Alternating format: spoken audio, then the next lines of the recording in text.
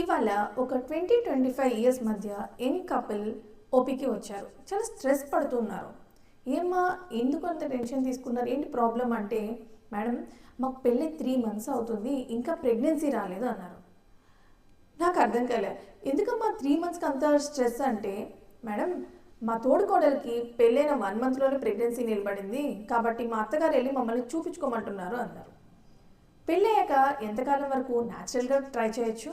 Hi, నేను doctor Divyateja Bommareddy, high risk pregnancy and foetal medicine specialist, Karthikeya hospital, Sanjeev Nagar, Nandyal. మీ age కనుక 35 years లోపల ఉంటే మీరు 1 year పాటు ఎటువంటి ఆలోచన లేకుండా న్యాచురల్గా ప్రెగ్నెన్సీ కోసం ట్రై చేయొచ్చు.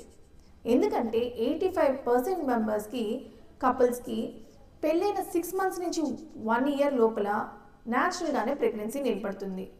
ఇన్ కేస్ మీ ఏజ్ కనుక 35 years కన్నా ఎక్కువ అయితే 6 months వరకు మీరు న్యాచురల్గా ట్రై చేయొచ్చు. ఎందుకంటే కొంచెం ఎగ్ రిజర్వ్ ఇష్యూస్ అనేవి రేస్ అవుతాయి కాబట్టి 35 years కనేమో 6 months వరకు అయితే వెయిట్ చేయొచ్చు.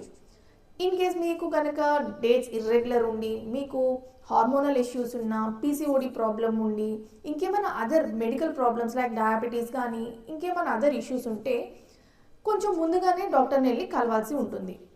ఈ ఏ ప్రాబ్లం లేకుండా లో రిస్క్, ఏ సమస్య లేని ఫ్రెష్లీ మ్యారీడ్ కపుల్ అయితే 1 year పాటు హ్యాపీగా ఉండండి. మీరు చేయాల్సిందంతా ఒకటే, హెల్తీ బ్యాలెన్స్డ్ డైట్ తీసుకోండి, రోజు కొంచెం సేపు వాకింగ్ లేదా మినిమల్ ఎక్సర్సైజెస్ చేయండి, అండ్ స్ట్రెస్ అసలు తీసుకోవద్దు. రోజు ఒక ఫోలిక్ యాసిడ్ టాబ్లెట్ తీసుకోండి. మరీ ముఖ్యంగా ఒకరినొకరు అర్థం చేసుకోవడానికి టైం స్పెండ్ చేయండి.